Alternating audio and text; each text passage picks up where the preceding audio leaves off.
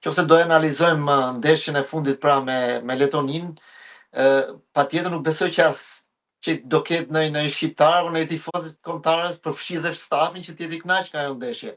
Pra edhe mënyra se si u lut, mënyra se si u qasën, si nga ana taktike ashtu dhe vetë futbollistët pra nga ana individuale, nuk ishte ajo që ne pritshim edhe që ajo duhej.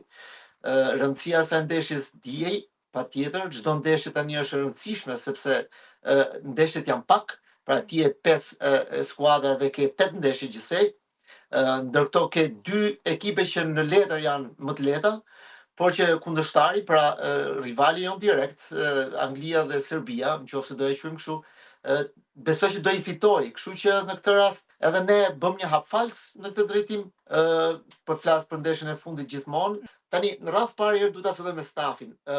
Ne patëm një ndeshje me Serbin që u shpenzua jashtë masë energji. Pra patëm një përballë një kundërshtar shumë fort fizikisht, një kundërshtar që u mbret shumë mirë me forca shumë fizike dhe taktike, gjë që ne na kushtoi shumë energji.